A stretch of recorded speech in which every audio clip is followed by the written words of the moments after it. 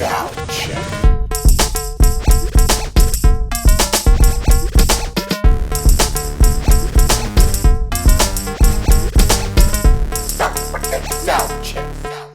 Hello and welcome to another episode of Soundcheck, brought to you by Deja, sponsored by Ginge London.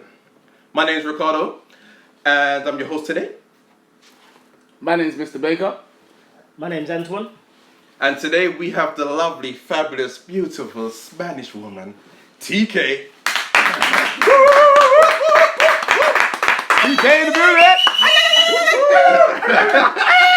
Hi TK, how are you? I'm good, thank you. How are you guys? Not too bad. How are you guys? I'm all good. Still good? We're much better that you're here today.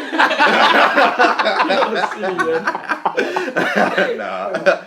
I'm a sit my juice. You ready for this interview? I'm more than ready. I was born ready. Oh, that's what we like to You hear. can ask anything. Yeah! She ain't scared. Alright, so TK, for a lot of people that may not know you, because you're not underground, but you're more on the kind of commercially side. Okay. Explain to everybody like who you are, where you came from, what you do. I actually came to this country 15 years ago, and I came with the idea to just be here for a year. No, But I actually ended up staying a little bit longer because opportunities starting to raise up, and I started to improve my English, and decided to actually stay here and just do something about my dance career. I came here and I was very lucky to fall with culture shock. Even though I was a salsa dancer before I came to this country, that's what I started doing. So I started very many years ago, and that's what I was doing more than hip hop or anything else. And I did competitions for a couple of years, and when I moved here, apart from culture shock, I got involved with Hakim from Impact Dance when he was teaching at Dance Works at that time, and I really enjoyed it. He actually gave me really good opportunities. I was never the best dancer in the world, that's the honest truth, but I just love dance, up to today. And I actually was just trying to figure out how to get involved in the industry in a way where it will make a difference. There was always the same old, and I wanted to just give opportunities and make the scene in a different way. So I decided to move to the States for 3 years, and that's when I actually gained a lot of knowledge into the dance techniques and hip hop, and learned the culture with Angie Vanch from Culture Shock, and came back to this country. And instead of just being on the scene, I wanted to be behind the scenes. Okay. So after I came back, I actually worked for a music label for 3 years for Sony Music, which I started as a work experience. Nobody starts from the glamour. So I was doing teas and coffees like everybody else. And then I just got involved in the artistic development. So I was choreographing for Big Brother, the 411 where they got signed. She was one of the girls was actually I work with, because I work as a waitress as well. So I was actually in between jobs and working at Sony. I decided after a certain point that I didn't want it to be just in front of it. I wanted to be behind, as I said. And that's when I started the company TK Spin, when I met Spin. Back in 2000, and I think it was 2003, 4. Okay. And we actually created a company that was really good, I have to say. We never managed to get accepted by the industry pretty much because we suddenly just came from nowhere. I got a little bit of money help from Sony to start the company, and it went really, really well for a few years. Spin was very artistic. I was more the business side of things. So we ran that company for about, let's say, 8 to 9 years. All right. And it went really well. We started doing things such as Culture Shock, that was our inspiration, international workshops, summer schools, bring choreographers from abroad. That's when there was no summer schools in Europe. Yes. So before HTI or anything that goes in Poland, all the big camps, the German one, UDC, and all them companies. So we just did all these great summer schools, which they used to be down at Huskies. Oh, yeah. And we had really great choreographers. Got associated with Boogie Zone, which is one of the biggest companies in the USA, and just did really good stuff. Really great choreographers such as Keone, Mario, everybody from abroad. I just wanted to create something that will introduce really what the culture of hip hop was from abroad to the UK. And just over the years, just 5 years ago, Tiki Spin disappeared. Why did it disappear? Well, the thing is that Spin had some ideas, I had other ideas, and in 2010, I always wanted to have a dance studio. That was the main goal. That was the biggest thing I wanted. So it was a project that took 11 years to put together. Oh, wow. Wow. Yeah, it took 11 years because nobody, unless you have a good financial background or you have a rich family, unfortunately things take a little bit longer, and in between jobs as a waitress like everybody else, and record labels and whatnot, I decided to just save the money and get the idea, seeing what the whole industry was doing and all the dance studios, create something again completely different. All the studios were doing 1 hour classes. The standards were not as high. Professional choreographers and dancers didn't have a place to go where they could socialize and understand and network what the industry is. So that was the main idea, and also finding the right location, having the right funding, which was all private funding. I kind of put all the money together with my family. They lent me some money. Finally, I paid them back. So that's all right. Nothing going on in there. And we kind of just split up. Obviously Studio 68 was something that it was more something I wanted to do. Spin was more a touring guy. He used to love the West End theatre. So just a different ideas of what your final goals or that's so, right. So and I'm not a very easy person to deal with sometimes. Jan knows very well. And I have ideas, and sometimes it's my way or no way. So okay. You still communicate with Spin? Well, I don't really know what he's doing, to be honest, anymore. I haven't seen him now for probably a year. I hope he's actually doing really well. That's good. Okay. But it's just because completely different ideas. That's all. Okay, cool. One thing I wanted to know, because obviously I've seen TK Spin do a lot of things. Do you know what I mean? Like the company itself. Obviously, you had the likes of Oliver King, who's now in Flawless. Do you know what I mean? He used to dance for you. Alex McGarry, he used to dance for you. Do you know what I mean? And he got trained by Oliver. So it's like, I've seen a lot of the kids that have come out, even Big Oliver. Like, do you know what I mean? All of them have all come out from there. But one thing that I really liked about TK Spin was IDC. Like, I really liked IDC. I liked, like, just the fact that you lot put on a show. Just the fact that you put on a show. Like, I was thinking, like, it was different. Because I never really got to see, like obviously Jan used to do his shows as well, and he had his purpose for his shows, and then when it came to IDC, I was like, yo, like, actually, it was a different twist. Yeah, then I came to watch IDC one time, and I had to battle for my ticket. outside the auditorium, and I had to battle for my ticket, and I won my ticket. You know when you win, so you can sit wherever you want because you've got that ticket. Like, do you know what I mean? I loved the whole vibe that the IDC brought and everything about it, but then it stopped, and I was just like, why? TK, why? Yeah, I was like, TK, what happened? Well, as you said, you always try and create shows and you try and create opportunities, but when obviously TK Spin Masters, a movement at that time, was created, we wanted to, again, get something in the UK scene that was a mixture between the international people and the UK, so they kind of get together, get to network, and then start moving into the next level, instead of just like being in this little world that we have nowadays, and people are like, UK, which is fantastic because that's what I'm here for, but I think we need to open up to other options. So IDC was created as an idea of, let's just get all together with the choreographers we used to bring from abroad and then for them to be able to see our UK dancers, so then they could give them the opportunity to one, go and do jobs, or go and pick them up as an assistant, and some really good things came up.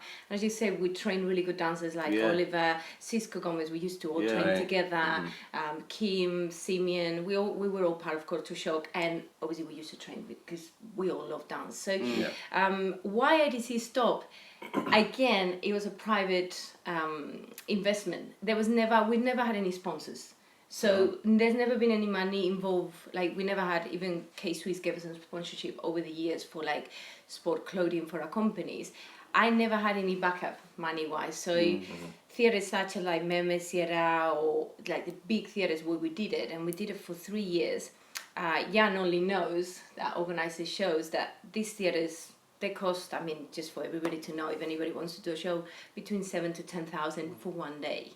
So, you know, sometimes the cost is not worth it, and we actually just did it just to like help the industry and just put it forward, because maybe one of the things that I always say is not just about the money, it's about creating other opportunities for the business to come on another side. So IDC was an example from it, and that's what created and helped us to move further with the company. But obviously, and now I don't know what the hell is going on with the UK, but nobody wants to help to get, and even theatres now, even if you're a charity company, private investment, you know, you don't have a backup, nobody wants to help. So it doesn't mean it's not going to come back, because we're working on something at the moment, but it can happen anytime as soon as I want it to be. I want it to be something very, even bigger than that. Because now you've got shows such as Breaking Convention, which are very international as well, and they're really good. But IDC is obviously more the commercial side. And Breaking Convention, like you said previously, the dance industry don't really like to help each other anymore, kind of thing. Like, what did you mean by... I tell you what it is. I wouldn't say that the industry doesn't want to help each other. I think they don't know how to do it. It's a completely different story, because we all clearly saw a few days ago when we did Ricardo's show how united the community is. So it's nothing to do that people don't want to help the community-wise. I'm talking about the big people. They just don't think they don't think that what we do is serious, and that's the reason why I want to change it. And many people in the industry that are doing this stuff is trying to change it, and it's gonna happen. So maybe right now we don't have a theater that wants to give us the funding to do big shows with like 600,000 people, but we're gonna make that change, and it is gonna happen again. Maybe one day we can have our own theater and screw everybody else that doesn't want to help us. That's good. Stop. So then we can have our own thing, and if they don't want to help us, it doesn't matter. If, you know, like big companies such as Princess Trust don't want to give the funding or put the arts as much as they say they want to help, which I don't think they do enough. And I don't mind people listening to this, because that's the honest truth. We're going to make it happen. It doesn't matter what. One way or another. One way or the other. One question I was interested in knowing, and a lot of others was, how did it come about you working with Jason Derulo? Well, I used to work in labels before, and also I actually met some of the dancers that came. I get to meet a lot of people over the years, and the dancers just kind of contact the studio, and I made really, really good friends with them. And the management was actually really impressed on how could I handle, 46 choreographers and timetables and organizing courses and summer intensives or whatever. So one of the dancers were talking to the tour manager, Henry Bedux, which is one of my biggest inspirations at the moment, which has been considered the best tour manager for the past years, because that's worked with incredible people such as U2, Madonna, and everybody. I can even tell you who he's worked with. And he was kind enough to say, come and shadow me, which means if I want to be, working somewhere else, the same as I did at Sony Music, I'll go and stick on your arm and just kind of follow exactly what you do and tell me what to do, I'll do it. And that's what I did for a little while, different festivals and the big festival. Also went to Atlanta, Miami, Florida. Wow, so the network is big. So, and he just basically liked the way I handle things. Obviously, I'm not the tour manager, but my main thing is to get to that stage at one point. So at the moment, I'm actually going back on tour with them in January, because they're doing a big UK tour, which is happening. So, nice. So hint. So, about Studio 68. Yes.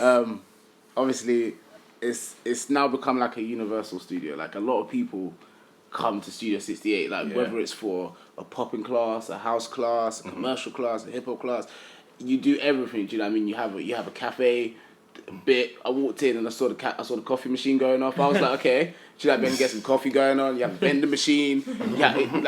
It's a nice studio. Do you know what I mean? And everything's nice, and you bring the family element back into like the studio world. Do you know what I mean? Because obviously it's very hard to kind of keep that together. But how do you feel like 68 is going for you right now? Do you know what I mean? Because no one really gets to ask. Do you know what? I'll have to say something, and I will say this to everybody. 68 is a project that's going to go on for years.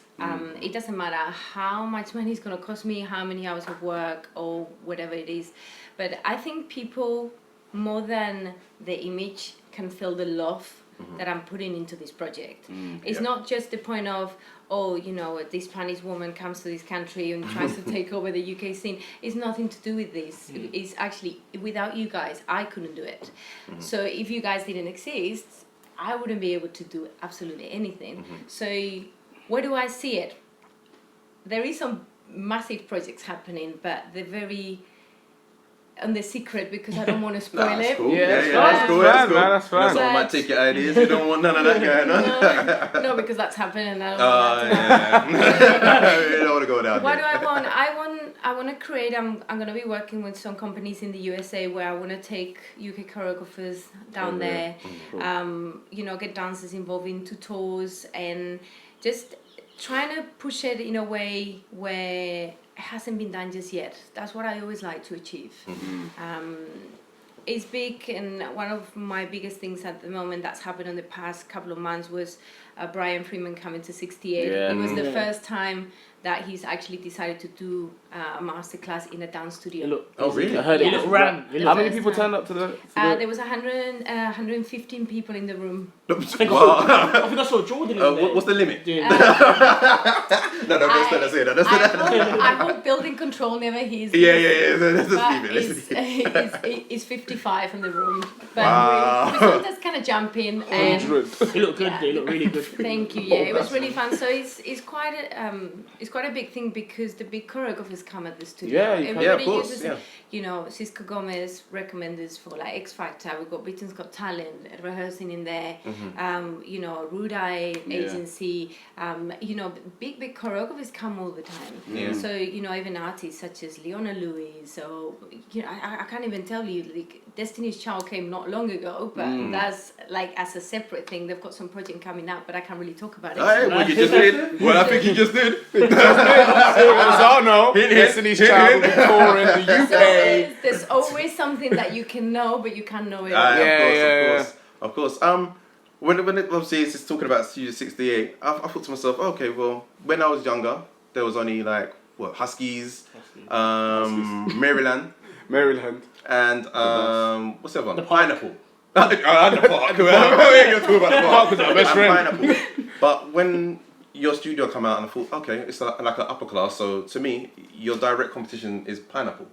Right. Do you have any kind of conflicts with people that go there or teach there, or is it just always love between the two studios? Because every time I hear, I'm not going Pineapple, I'm going Studio 68, or I'm not going Studio 68, I'm going Pineapple. Is there any kind of conflict in? You know what? Let's just say something, and I will say in pure honesty, we're different. Okay, nobody's better than anybody. I think people handle things in a different way. When people say, "Oh, well, you guys are better," no, let's just say we're different. Okay. We've got different teachers, different training, different methods. Different love shared for the industry. I love dance. Maybe the owners from other studios don't love dance. They might take it more as a business. I don't take it so much as a business. I take it more as part of my life. So it depends of obviously, you know, how people want to take it. People think that we're better than other studios. That's their opinion. That's their opinion. If people ask me, what do I think about this, that, and the other, I will say again, we're different. I used to teach at Pineapple for 10 years, so they gave me a lot. Husky Studios, thanks to Susan and John, they guide me a lot. They help me, but we're just different. Like, and competition. Let's just say competition is great. It's good. It pushes you, no, right? healthy. And that's what it's about. It's healthy. It's lovely. Competition You is have good, to. but Yeah. you can't say a studio that's been open for 35 years and we only been open for 5 years. Yeah. This is our 5th year. That It's gonna be difficult. it's very. I wouldn't call it difficult. Let's just say challenging. challenging. Yeah. Because It'll when be challenging. somebody says that something's difficult, it's just because they don't have the frame of mind to think that they can move forward. Right, fair So enough, let's fair just enough. change it, and I like competition very much. That's good. It's adrenaline. I love it. That's good. Yeah. This is Ty, by the way, everyone. Yeah. We've got ties This is everywhere. Ty. TK. That's a studio mascot. Wherever TK goes, Ty goes. So He decided to pop in and say hello. Why not? Why not? All right, you have numerous choreographers coming through your doors teaching. Yeah. I know you must sit there sometimes and look at the classes. Is there any choreographer that you think's underrated, that you think should get a bit more love than they actually do? Do you know, it's funny, I had one, and at the moment he's obviously working with Flawless, and it's Gilly. I absolutely love Gilly. He is somebody that is absolutely, he's amazing.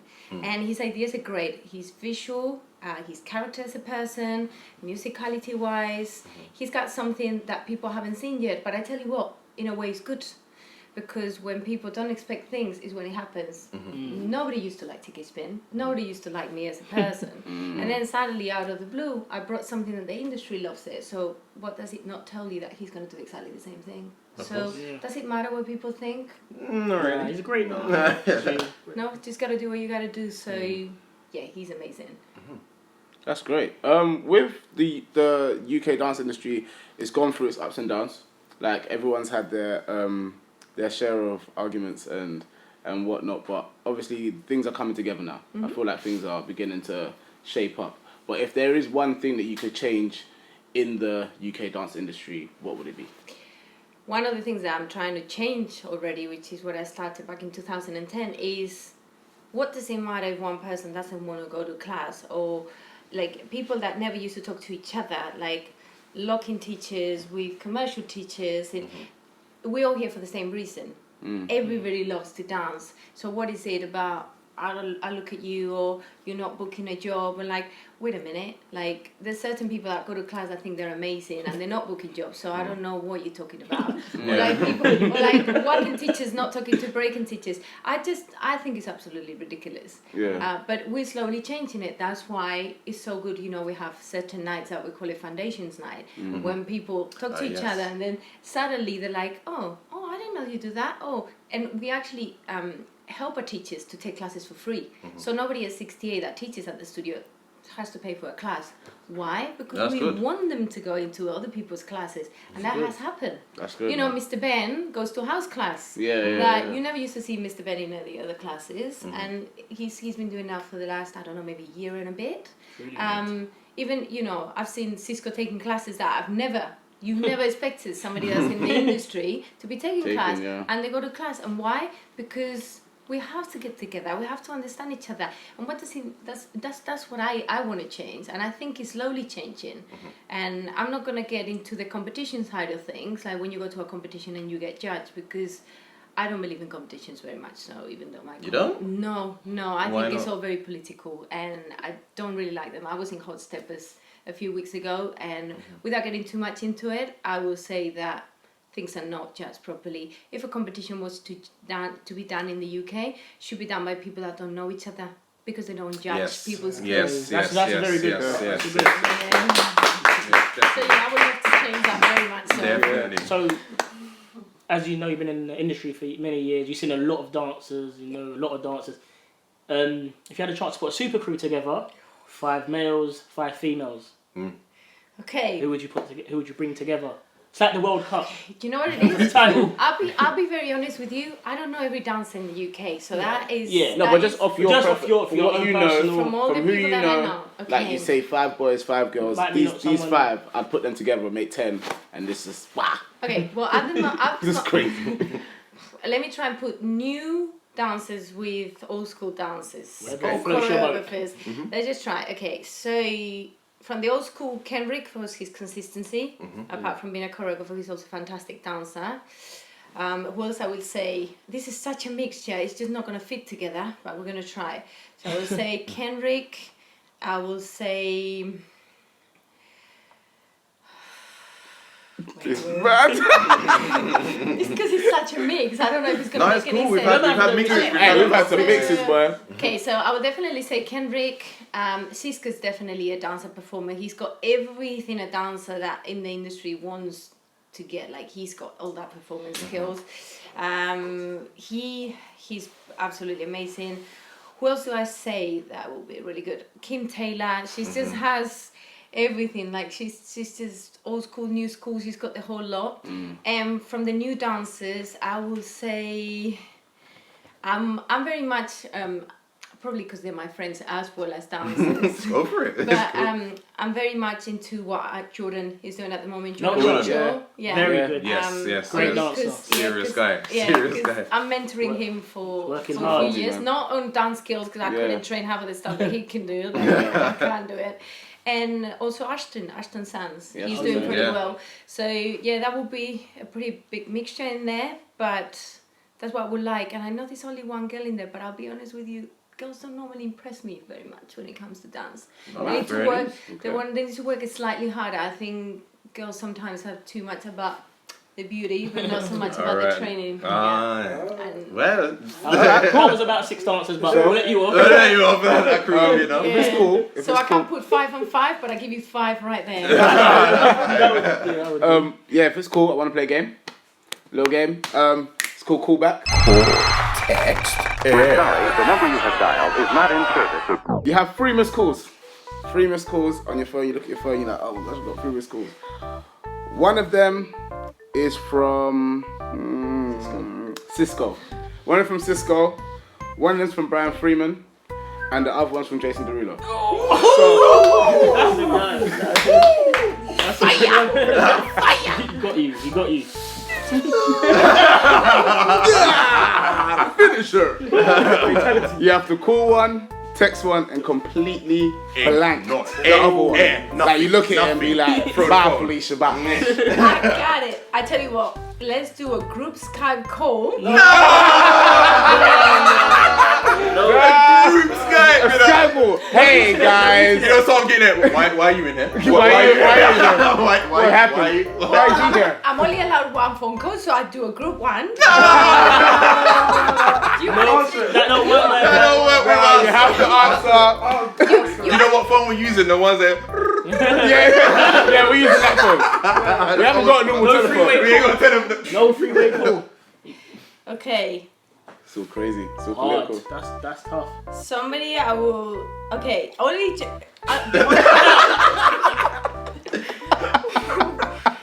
God, and I'm working with like 2 of them. It's bad, isn't it? It's bad. Well, who have you ignored the past couple of days? That's the one that you need to see. It's gotta be one of them, isn't Let it? me just listen. Whatever my dog says is what Someone's I'm gonna getting. Someone's getting ignored. You don't know. Someone's getting ignored. do. Okay, you so are on that. I tell you what. Just because of where I am on stage in my life, this is what I will do, and because I know them 3, they will understand it. Oh. Okay, Let's just cool. say it that way. Okay. I completely ignore Cisco. Okay. Can you knock on my door for you? We're actually working in a big project right now, so apologies for Yeah. that. If she misses your call, you know why. Someone else phone first. I will text Brian, Okay. and I will definitely call Jason. Jason. Jason Derulo. Any reason why you're definitely call Jason? Let's just say I'll call him back. And we'll leave that there. Jason Derulo. So obviously you've been looking at you've probably watched Britain's Got Talent and stuff like that. That's been going on. So you've seen like boy band and Entity. Oh, careful! They work at my studio. And IMD, but in particular IMD and Entity, like there was a big controversy with like who was better and and like why certain people got through and why certain people didn't get through. Like in your eyes, like in terms of that situation, how do you feel? What do you think? I tell you what, I think the politics of dance and the TV shows are absolutely ridiculous. Okay, TV is TV, and it's all drama, and they look for a story. Yeah. So for me, that's not judging dance properly. So whatever politics go between this one's better than the other one and the other one, no. For me, it's a no. That's why I don't believe in competitions very much. Even though I have no choice but to put some of my dance companies into it because the kids want to do it. When it comes to TV, I've worked behind the scenes. I know how it works, and I don't agree to it. That's why I don't work for television. Okay. But all I will say is to those 3 different companies or anybody that's watching this is sometimes you get judged for the wrong reasons. You know what you're capable to do. You know how good you are. And that's full stop for me. Of course. And whatever happens on TV, you agree to be on TV in front of the screen. So you have to deal with the consequences of what goes on and the politics. That's about it. That's cool. But on the other hand, I have nothing else to say. That's cool. Okay, we got one more question for you. One more. It's about Studio 68. Okay. Where do you see yourself in 5 years, and do you have any projects lined up? I know you mentioned a few things Secret before, projects. Any ones that you can tell us? anything else that you can tell us on how you want to expand or see yourself in about 5 Well, years? anything that I can tell you that's coming through is a London home, which means the same as we have NoHo 68 in Los Angeles for dancers to go there and train when they want to go to America. We're building the first one. First one is going to be just like a guest home, which is a capacity of 2 different rooms. So that's one. And that's for people that come from abroad. And then that's what we're building up at the moment. And I just want to expand it. I want to have in different locations. So number 1 is on its way, and that will be ready in 6 weeks. Okay. So, which is really good.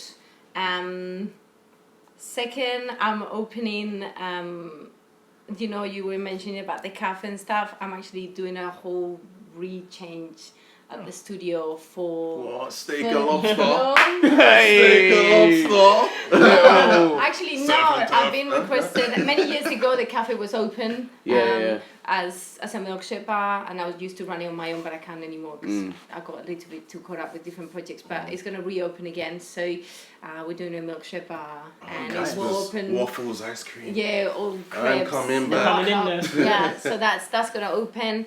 What else is happening that I can talk about? You guys can't talk about much, you know. Loads, boys. Nope. Nope. Can't talk about this one, nope. Not today. I just don't really want to talk. You know what it is? When you talk too much, things don't happen. Yeah, Of course. yeah. So you rather let it happen Let's and do then it. talk about And it. I can tell you about the London home, 68 home, Yeah, cool. because that's happening and Yeah. it's about Yes, to of course. sealed up. So Yeah. and that's in 6 weeks.